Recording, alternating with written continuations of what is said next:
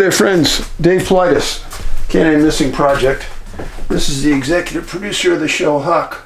And she's a good girl. She's a really good girl. She was out there protecting our house today. She went crazy because 3 dogs came by that I'd never seen before that were running loose. We kind of live out in the middle of nowhere. And 2 of them were real nice dogs, but Huck doesn't like any dog that's coming around her space. So I put her up in the house. I went out and rounded up these dogs. And thankfully, they were super friendly dogs, really friendly. And I'm holding 2 dogs at once. And I'm trying to read the little tag on them. And one of them was from a North Carolina phone number. And then another one was from a 406 number, area where I live. So I call the 406 number first. Guy answers the phone and I said, "Hey, I think I have your dog here." And he goes, "Oh, where are you?" And I explain. He goes, "Oh, I don't live that far away. I'll come up there and get it." So I call the other number and it goes right to voicemail. So I text it. And a woman responds back and goes, "Oh yeah, that's our other dog. My husband just went up to get it from you, the first one." I said, "Great." So I'm sitting there on this big rock in front of my house. And these dogs, I'm not kidding you, I would have taken them. They were licking you and friendly, and they hung right close to me. They didn't move. And I'm kind of thinking, well, why isn't this guy out looking for his dogs? And there's a big forest around me and didn't see anybody. I talk about kindness. This guy drives up, pulls up next to me, and he's got a 4-door truck. And I've never seen this before. The side with the 2 doors, everything on that side opens up. And he's completely disabled. He goes, "Oh, Dave," because I told him my name on the phone. He goes, "Oh, Dave, thanks for finding my dogs. You know, they mean so much to me."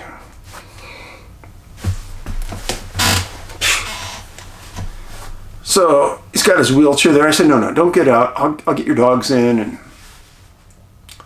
get the dogs in. And he's just so appreciative. Because we all know how much dogs mean to all of us, right? And then I thought, I know why he wasn't out searching. Can't go down those trails in that wheelchair he had. I know some wheelchairs are meant to go down trails, but not the one he had. He said he lived about 2 blocks from me. He says, you know, usually I let the dogs out and they kind of do their business and they come right back in, and for some reason they ran off. And I said, there was a 3rd dog with them. And he goes, that probably was my neighbor's dog. They kind of conned them into leaving. And he goes, "You know where it went?" And I said, "Yeah, it ran out into the middle of the woods. I couldn't grab it. I had my hands full with your 2. He goes, "Oh, thank you." That was my good deed for the day. And you know what? It wasn't a hard thing to do. And I talk about this a lot. You know, in a lot of ways, it was given back to me by saying that he could have never gone out to get his dogs. So I was meant to find those. I came in. Huck spent the next 10 minutes smelling me up because they had these dogs all over me. One of them was kind of like a little poodle dog, and another one was a kind of a Heinz 57 little dog. But I think they were happy that somebody found them. I think they were getting scared running around out there in the woods. But then Huck, I think, realized Dad did the right thing. And you know what? I encourage you to do that too every once in a while. Honestly, as much as you can. The rest of the day, I kind of thought what else I could have done. I think I did everything I could. I think I made his day. I think the dogs were happy they met somebody friendly. Yeah, kindness. It should be in your soul. And especially, I have this part of my soul that's committed to animals. Because as much as they do for us, you will never realize how much they can do for you until you have an animal. I don't care if it's a cat, dog, bird. It really doesn't matter. They give back tenfold. All right. Well, we're back into the Marin County Cluster series. Friends, these cases are baffling.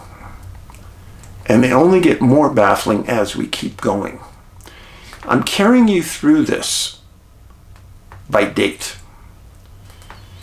This case, Wayne Frost, 11 years old, disappeared June 28th, 1963 in Ross, California.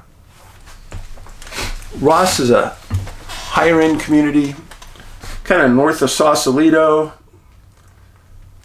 in Marin County, in a very considered wealthy county.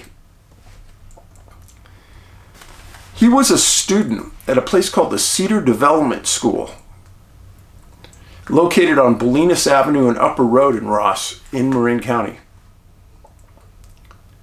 I started to read about this case. I've never heard about it anywhere. Never heard about it talked about anywhere. I've never seen anyone address it. I found it by doing some research on Marin County. Wayne had a very, very serious disability. He could hear, but he couldn't speak. He could only make soft sounds. His parents were Mr. and Mrs. Alfred Frost, who lived in Redwood City, maybe 40 miles south from Ross, south of San Francisco. He had one sister. His father was a mechanical engineer at the time for Spreckels Sugar in San Francisco. The family made a decision that Wayne should live at the school. He'd have a better chance at life, and he would be protected there because it was a fenced facility. He couldn't walk away.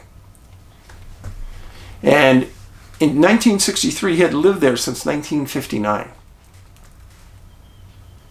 Well, during his time there, Wayne probably was like a prisoner. He figured out very quickly what the facility was all about. At 11 years old, he starts probably spreading his wings a little bit and thinking. Well, on June 26, 1963, Wayne had learned to climb trees really well. That led to him learning to climb the walls around the school. And on the 26th, he climbed one of the walls and took off on a dead run. Didn't know where he was going, obviously. He'd never been outside the walls. The school searched for him, sent everybody they could, and they found him a half-mile away. Now, June 26th in Marin County, it was probably a pretty warm day. I'm going to guess it was in the 80s or 90s. And where did they find him? They found him a half-mile away in the backyard of a really nice house, in the shallow end of their pool, waiting. He was cooling off. Well, the members of the school said, Wayne, we got to go back to school. He was bummed, and they took him back to school.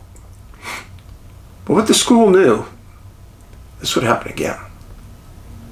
So the school called for a meeting with Mr. Frost and explained that since Wayne now knew how to leave the school, he would do it again. He needed a more secure environment. They told Mr. Frost that he had to find one, and they gave him the names of a couple other places in Marin County. And Mr. Frost said he would get right on it. Well, 2 days later, June 28th, Wayne left the school again, hopping the fence. And the teachers and the staff all went looking for him, and this time they couldn't find him. He probably learned the first time, maybe I got to go a little farther, or I got to do something different. Well, they called the Ross Police Department. Ross isn't a big city, and Ross Police isn't very big either. So Ross knew that they were going to need help, so they called the Army and the Air Force to send helicopters and ground pounders if they could get them. And they wanted to search the mountain slopes going towards Mount Tamalpais. Yeah, Mount Tamalpais proves big in a lot of these cases. And that was the centerpiece of this search. Well, they got those resources and they got those helicopters. On June 29th, volunteers from throughout the Bay Area heard about the case and came to Ross. Many of them were law enforcement with canines, and they searched for 10 hours that day and they found nothing. June 30th, another full day of searching. Ross PD in command of the search. Again, they found nothing.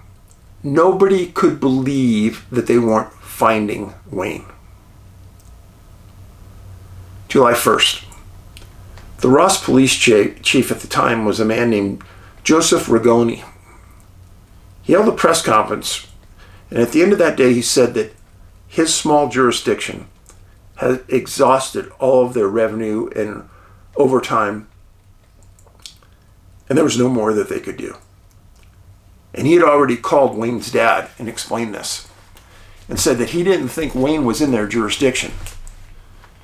And he had already called the Marin County Sheriff's Office and requested that they step in and take over the search. Marin County, big county. Many more resources than a small town like Ross.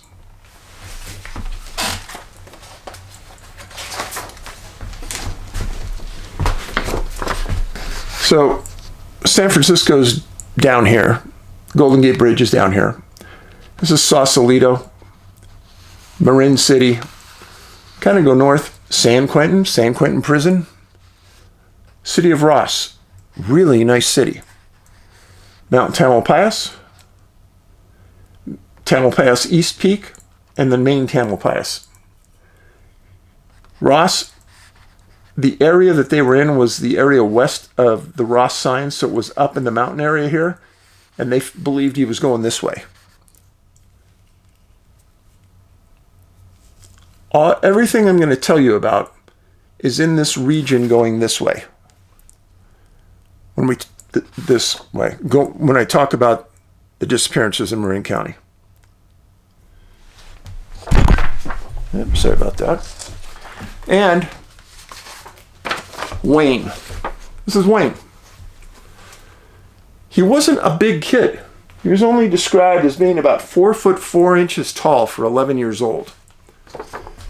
But very athletic. He was last seen wearing a blue t-shirt, blue jeans, and black tennis shoes. Again, he couldn't speak, but he could hear.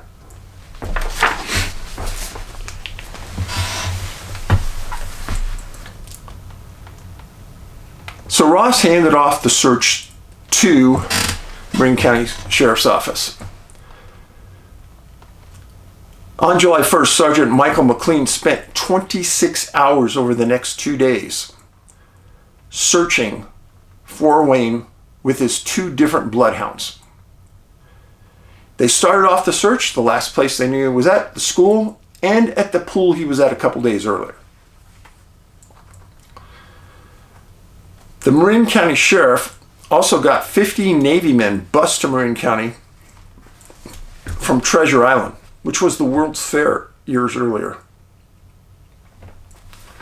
The local chapter of the Boy Scouts committed 400 scouts to search. Mr. Frost was on site searching every day. A few residents said they saw a boy described as Wayne walking towards Old Baldy Mountain. The report was checked and nothing could come back as valid, but they still threw a bunch of searchers in there and looked and they didn't find anything. I talk about the Civil Air Patrol all the time, and they were involved in this search as well. One of the greatest organizations you will ever want to meet. And you can volunteer even though you're not a pilot, because they need people to be observers. When they're out flying, they need you looking. So yeah, a great organization, look into them. Well, at that time, they were covering 10 square miles west of the city of Ross. Ground and air searching. Approximately 2 miles from the school was a place called Phoenix Lake. And a group of soldiers dragged that lake for 2 days just in case Wayne had been inside the waters. The school reiterated during the press conference that Wayne is very adept at climbing. But SAR commanders told the press that they were sure, they were positive, that Wayne would show himself for food. 11-year-old boy, hungry for something to eat. Of course he's going to come out and eat. Every boy would, right? Well, they told this to the community. People actually put food out, and they watched. They watched. Once Ross PD backed out of the search, Marin County Sheriff Louis Montano took control of the search initially. He personally committed 35 deputies and their own airplanes to search for Wayne. Now, I know some people say, oh, 35, that's not many. Well, if you're thinking back in 1963, that was a lot of deputies from Marin County. There were rumors that Wayne was seen in Sausalito, miles south, a very populated area from where he came from. Well, Marin County sent deputies down to Sausalito in the area where he was supposedly seen, and they felt that there was no evidence that he was really seen, and it was just another young boy seen with tourists. At the same time, the sheriff ordered skin divers to search Phoenix Lake. They'd already been dragging it for several days. Now the idea was they were going to go in the water and look for Wayne. July 2nd. Remember, this all happened on June 28th. July 2nd, 500 total searchers were looking for Wayne. A huge number. Now remember, a person can go without water 3 days, 4 days max. I know some people are going to argue that point, but that's what the medical professionals say. It was hot. Where's Wayne getting his water? Right? So 500 people searching. The sheriff said today that July 2nd would be a huge push. They got 50 additional soldiers from the Presidio in San Francisco. And they put them around Lake Lagunitas, dragging that lake and looking, just in case.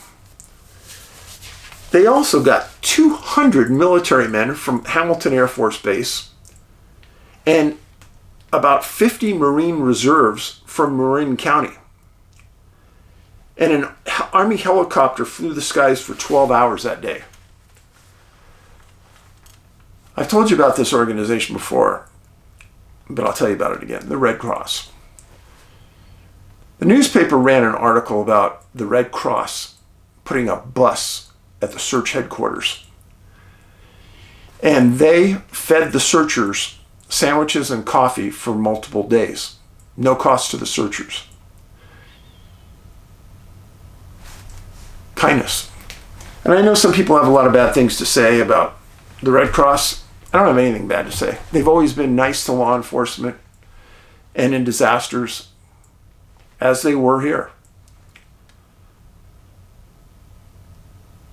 Well, at this time, the Marin County deputies canceled all the days off for all personnel. And they put 75 deputies on overtime looking for Wayne. An enormous financial commitment by a county for a little boy from a small county back in '63. Now at this point, Marin County Captain Sidney Swenson was now on site and the SAR commander. And he said that they were going to concentrate on the homes on the mountainside west of Ross. Reason being is that they felt that's where the odors for the food would be coming from, water from the pools, etc. So they swarmed that area.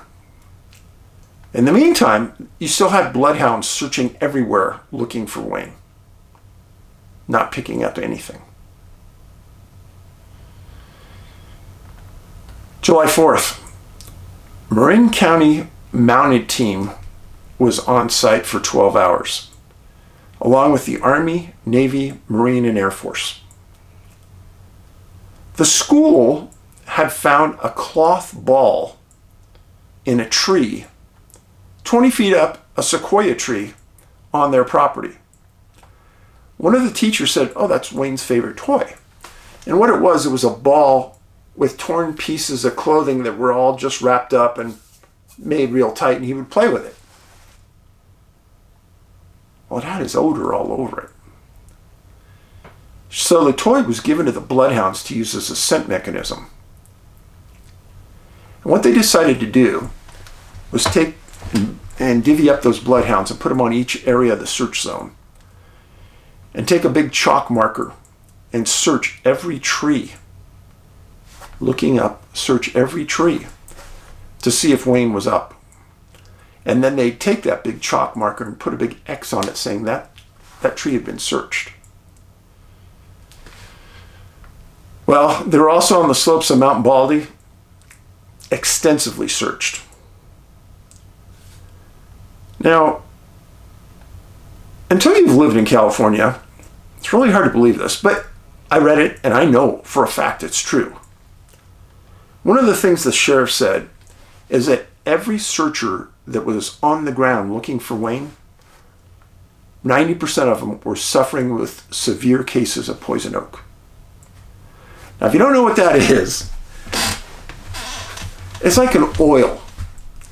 Let's say it gets on your coat and you rub your coat, that oil gets on your skin and now it's a big rash that itches like heck. And if you don't get that oil off, it continues to spread. And that oil is not easy to get off. And it's annoying as all heck. It's horrific. I've had a couple of cases of it. And depending on, if you have an oily skin, it's horrible. And I have oily skin, so it'll move on you. Twice I've had to get shots to shut it down because it was starting to consume my body. Not good. When I read all these searchers at it, I felt really bad for them. Well, the Marin, like I said, July 5th was a huge day. Marin County Undersheriff Eugene Meyer said that they had over 700 searchers on the mountain. Now, this is the part where it gets sad, I think. Bloodhound manager said that the last confirmed scent of Wayne was near a swimming pool close to the school. After that, there was nothing on the mountain or the lake, and nothing seen by helicopters or CAP planes or ground pounders. June 28th was the last person to see Wayne. It was a man named Robert Carey. He owned a home about a quarter mile from the school. He had a pool, and his dog started barking one day. Weird kind of bark, he said. He went out to the pool area, and he saw his dog facing Wayne, barking at him. Wayne saw him, and he turned and ran. Well, he didn't know exactly who Wayne was because it was the day he disappeared, so nobody knew he was looking for him. But after he read about his name in the paper, then he called the sheriffs. Sheriffs came out, brought the dogs back out there around the pool. Dogs activated on the scent. Within a short distance of the yard, they lost the scent. Now, friends, as someone who's been involved in hundreds of searches during my career, yes, hundreds, with dogs, I can't believe they lost the scent. Let's face it, 11-year-old boys, they all have a scent, right? How could the dogs lose it? I don't get it. Well, the July 5th big push, 700 searchers, they didn't come up with anything. They didn't, in the entire search site, they never found a track. Bloodhounds never found a scent. No witnesses came up and saw an 11-year-old boy running through their yard, which that should have happened. July 6th. Wayne's father had an extensive meeting with the sheriff and undersheriff of Marin County. I've told you how these meetings go. The law enforcement agency calls the parents in, and they usually have maps laid out. And they explain to the parents, this zone was covered by air and ground and dogs. This zone was covered by air and ground and dogs. This zone for 5 days, this zone for 6 days. We went back and covered them a second time. This is what they're saying. And then they'll say something like, well, there's 2 lakes here, and it takes a body 9 days to float up. What I'd like to do is keep 25 to 50 soldiers on each lake, around the lake, to make sure if a body comes up, we'll get it. And then they'll say, I don't know where else we could search.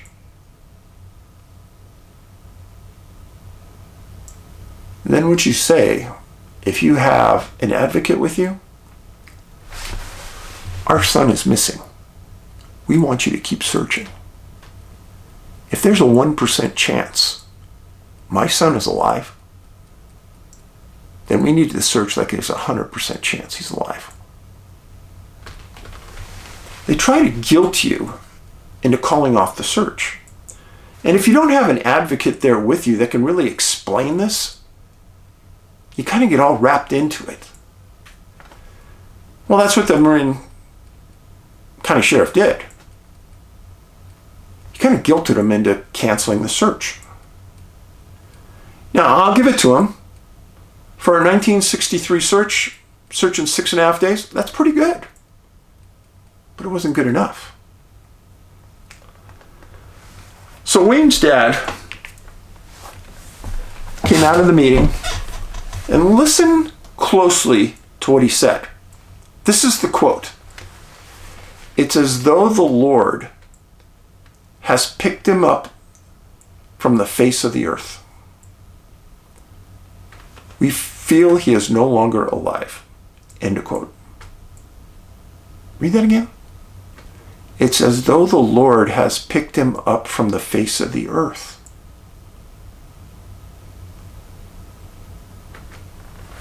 Mr. Frost said that. The sheriff stated that the search was being canceled. Mr. Frost went up, and the sheriff went up. So it was being canceled. He said they were still going to use 120 Marine reserves to patrol Lake Lugonitis and Phoenix Lake until absolutely certain that the body isn't there. Total search area covered by the sheriff was 110 square miles. He said that all searches done through the forest, Mount Tamalpais, Bald Peak, they were all done at arm's distance apart.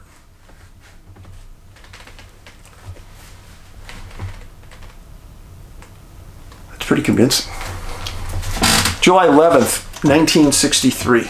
So this happened on June 28th. So 13 days after Wayne disappears, east of a town called Tamales, A lady saw a boy alone in an unincorporated area, rural area. Well, she knows about Wayne, so she calls Marin County, and they sent out Deputy William Christensen. He responded, got there about 10 o'clock, and he searched till 2 o'clock. For one deputy to get out of patrol and search for 4 hours, that's a big commitment. He didn't find anything, no tracks, no sighting, nothing found on the ground, no articles, nothing. And that was the last possible sighting of anything related to Wayne. I searched forward for 10 years. I could not find anything more about him anywhere. So the search for Wayne went from June 28th to July 5th. He had a severe disability. This is in a cluster zone of missing people. He's missing in an area with water on 3 sides. San Francisco Bay, the Golden Gate Bridge Channel, and the Pacific Ocean. And there were several bodies of water within that area, including swimming pools. No tracks were ever located for Wayne, even though he was all over that forest area. Canines never found a scent. Do you realize how bizarre that is?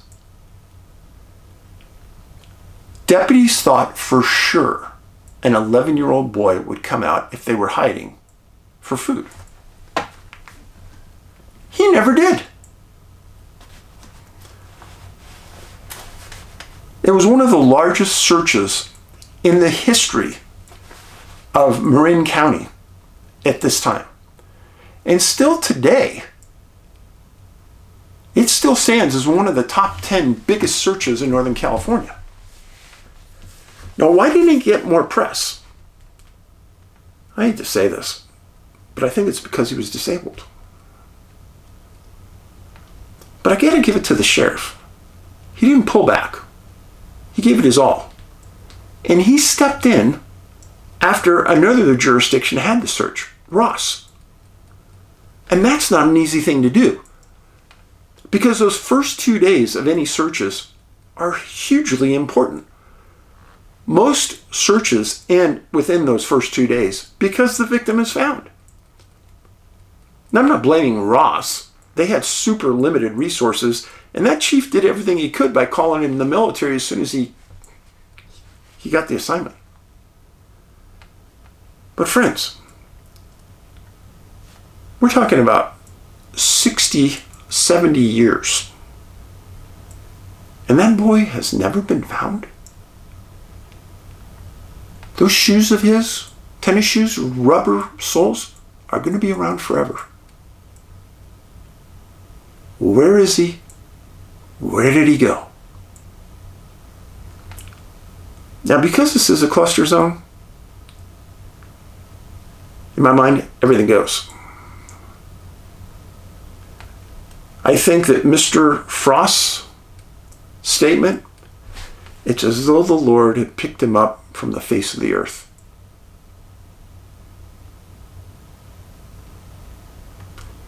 If you're a long-time subscriber of Missing 411, that statement should ring home to you.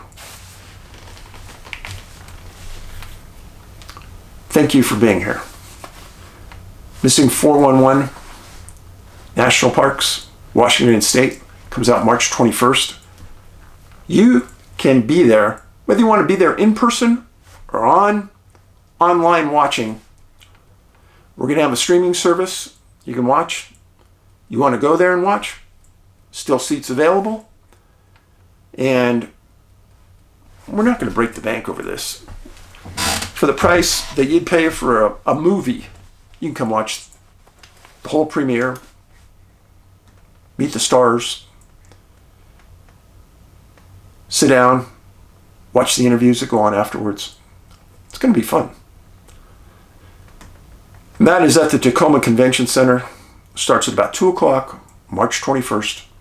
Go to missing411.com and you can buy the streaming service or the tickets.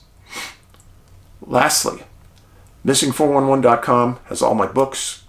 People have complained to me in the last couple days, Dave, why are you ripping people off on Amazon, charging $100, $150 for your books?